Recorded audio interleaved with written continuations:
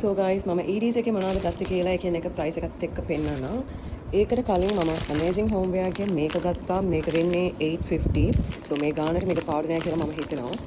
Amazing Homeware එකේ තව item එකක් ගත්තා. මේක වෙන්නේ 290. So මුලින්ම මම පෙන්නනවා මම ආසම item එක.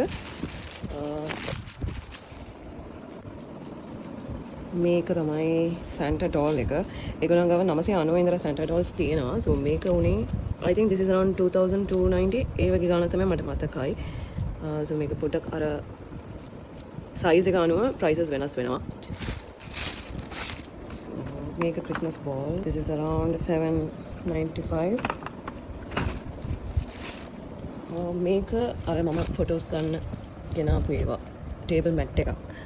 This is like embroidered වගේ තියෙන්නේ.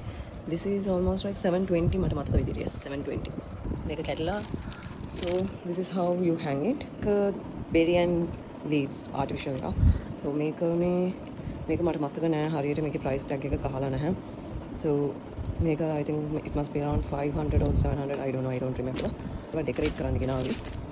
So මේකත් price එක දාලා නැහැ. So මේකත් මට මතක නෑ.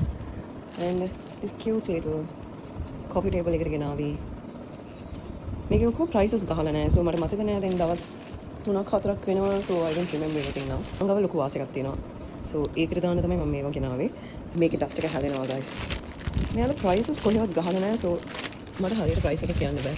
තව පොඩි leaves දෙකක් ගත්තා. මම ගොඩක් වාස් එකකට decorate කරන ඒවා තමයි ගත්තේ.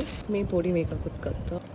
ඇත්තටම guys මේවා පෙටා එකට වඩා හොඳට collections තියෙනවා. ඔයාලට හැමින් ඔයාලට ඕන විදිහට choose කරන්න පුළුවන්.